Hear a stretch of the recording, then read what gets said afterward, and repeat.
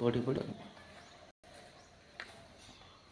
सम्मान्य सभापति महोदय, पूज्य गुरुजी ओ गुरुमा वृंद, अतिथि महाशय एवं एठारे थिबा मोर छोट बड़ भाई ओ भौणी तथा मोर सहपाठी ओ सहपाठिनीगण, आज आम प्रिय नेता सुभाष बोसको जयंती, नेताजी सुभाष बोसको जन्म दिवस पालन करने आमे माने एठारे एकत्रित होइअछु। मु सेही महान व्यक्तिक विषय जहा किछि जानिछि ताहा आपणक ମାନଙ୍କ ସମ୍ମୁଖରେ କହିବା ପାଇଁ ଯାଉଅଛି। ବହୁ ବର୍ଷ ପୂର୍ବେ ପଶ୍ଚିମବଙ୍ଗ 24 ପ୍ରଗଣା ଜିଲ୍ଲାରେ ଜାନକୀନାଥ ବୋଷ ନାମକ ଜଣେ ବ୍ୟକ୍ତି ଓ କିଲାତି କରିବା ପାଇଁ ଓଡ଼ିଶା ଆସି କଟକ ସହରରେ ଓଡ଼ିଆ ବଜାରରେ ଘର ଦୁଆର କରି ତାଙ୍କ ସହ ଧର୍ମୀ ପ୍ରଭାବତୀଙ୍କ ସହ ବାସ କରିବାକୁ ଲାଗିଲେ। 1897 ମସିହା ଜାନୁଆରୀ ମାସ 23 ତାରିଖ ଦିନ ମାତା ପ୍ରଭାବତୀ ଦେବୀଙ୍କର କୋଳ ମଣ୍ଡନ କରିଥିଲେ। ସୁଭାଷ ବୋଷ ଅଷ୍ଟମ ଗର୍ଭରେ ଜନ୍ମଗ୍ରହଣ କରିଥିବା ସୁଭାଷ ଯେ ଦିନେ ବଡ଼ ହେଲେ ଏ ଦେଶର ନାଁ ରଖିବେ ତାହା ତାଙ୍କ ପିଲାଟି ଦିନରୁ ଜଣା ପଡ଼ିଥିଲେ।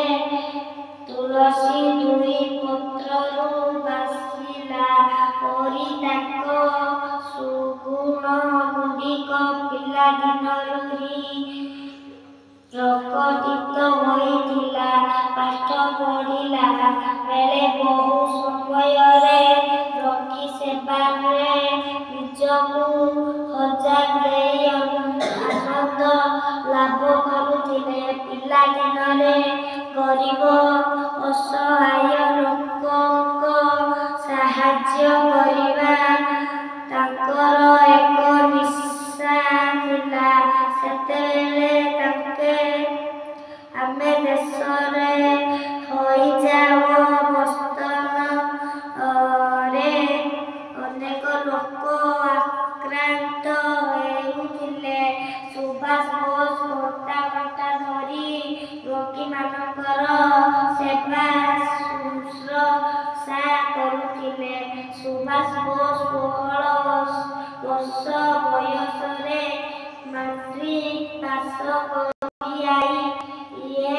ପଢ଼ିବା ପାଇଁ କଲିକତା ଗଲେ। ସେଠାରେ ଏକ ଅଜଣା ସାଧୁଙ୍କ ସାଙ୍ଗରେ ଅନ୍ୟ ସ୍ଥାନକୁ ଚାଲି ଯାଇଥିଲେ। ସେଠାରେ ନିଜ ମନ ମୁତାବକ ଗୁରୁ ନ ପାଇ ସେଠାରେ ଫେରି ଆସି ଗୁଣପ୍ରାର ପାଠପଢ଼ାରେ ମନ ଦେଲେ।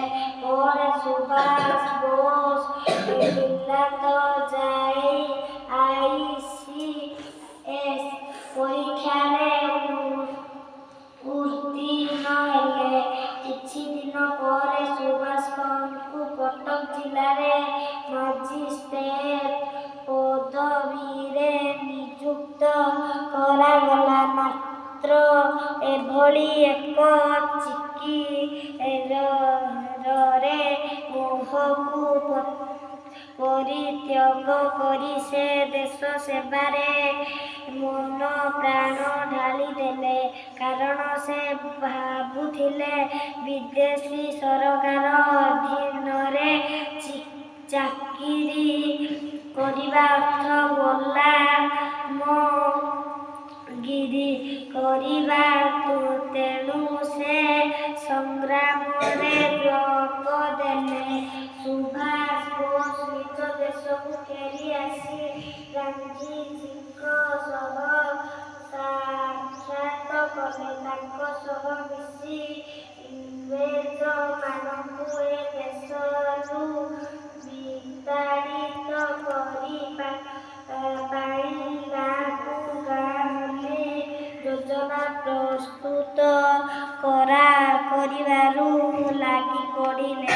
ସେତେବେଳେ ବେଳେ କଂଗ୍ରେସ ସଂଗଠନ ଆମ ଦେଶର ଖୁବ୍ ମଜବୁତ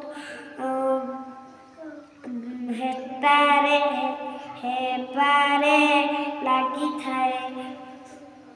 1938 ମସିହାରେ ସୁଭାଷ ବୋଷ କଂଗ୍ରେସରେ ସଭାପତି ହେଲେ, କିନ୍ତୁ ଗାନ୍ଧିଜୀଙ୍କ ସହ ସୁଭାଷ ବୋଷ ବହୁତ ଦିନ ଧରି ରହିପାରିଲେ ନାହିଁ। କାରଣ ଗାନ୍ଧିଜୀ ସାଗର ପରିଶ୍ରାନ୍ତ ହେଲା ବେଳକୁ ସୁଭାଷ ବୋଷ ଆଗ୍ନେୟଗିରି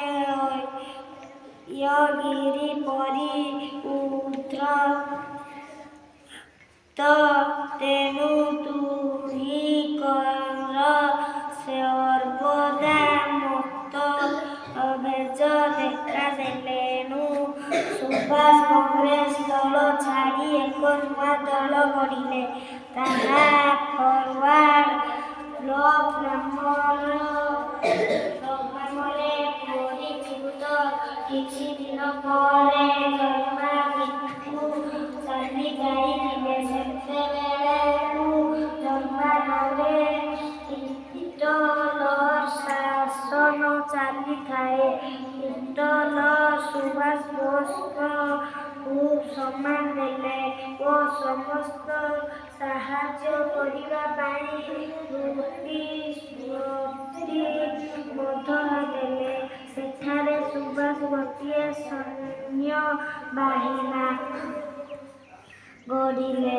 ଏହାର ନାଁ ଥିଲା ଆଜାଦ ହିନ୍ଦ ଫୌଜ। ସେହିଦିନଠାରୁ ସୁଭାଷ ବୋଷ ସାରା ପୃଥିବୀର ନେତାଜୀ ରୂପେ ପରିଚିତ ହେଲେ। ସୁଭାଷଙ୍କ କଥାରେ କି କୌତୁକ ଥିଲା କେଜାଣି, ଆବାଳ ବୃଦ୍ଧ ବନିତା ଏହି ସୈନିକ ବାହିନୀରେ ସାମିଲ ହୋଇଗଲେ। ଯୁଦ୍ଧ ପାଣ୍ଠିକୁ ଲକ୍ଷ ଲକ୍ଷ ଟଙ୍କା ଦାନ କରିଥିଲେ। ସୁଭାଷ ସର୍ବଦା କହୁଥିଲେ, ଜୟ ହିନ୍ଦ ନେତାଜୀ। 1834 ମସିହା ଅକ୍ଟୋବର 23 ତାରିଖ ଦିନ ଇଂରାଜୀ ମାନଙ୍କ ବିରୁଦ୍ଧରେ ଯୁଦ୍ଧ ଘୋଷଣା କଲେ। ସେ ଦୃଢ଼ କଣ୍ଠରେ ଘୋଷଣା କରି କହୁଥିଲେ ଯେ ମୋତେ ରଖ, ମୁଁ ତମକୁ ସ୍ୱାଧୀନତା ଦେବି। ଭାରତକୁ ସ୍ୱାଧୀନ କରିବା ପାଇଁ ସୁଭାଷ ବୋଷ ଯାହା ସବୁ କରି ଯାଇଛନ୍ତି, ସେହି ପାଇଁ ସେ ଯୁଗ ଯୁଗକୁ ଅମର ହୋଇ ରହିବେ। ତାଙ୍କର ଜୟ ହିନ୍ଦ ଓ ଦିଲ୍ଲୀ ଚଲୋ ବାଣୀ ଏବେ ମଧ୍ୟ ଆମ ସମସ୍ତଙ୍କ ପ୍ରାଣରେ ସଂଯୁକ୍ତ ହେଉଛି। ଏ ବାଣୀ ଆମକୁ କାଳେ ଉଦ୍ବୁଦ୍ଧ କରୁଥିବା ଏଥିରେ ସନ୍ଦେହ ନାହିଁ। ପ୍ରତିବର୍ଷ ଜାନୁଆରୀ 23 ତାରିଖରେ ନେତାଜୀ ଜୟନ୍ତୀ ପାଳନ କରି ପ୍ରତିଟି ଓଡ଼ିଆ ଲୋକ ଅନୁଭବ କରିଥାଏ। ସର୍ବଶେଷରେ ଜୟ ହିନ୍ଦ କହି ମୁଁ ମୋର ବକ୍ତବ୍ୟ ଶେଷ କରୁଛି। ଜୟ ହିନ୍ଦ। ଧନ୍ୟବାଦ।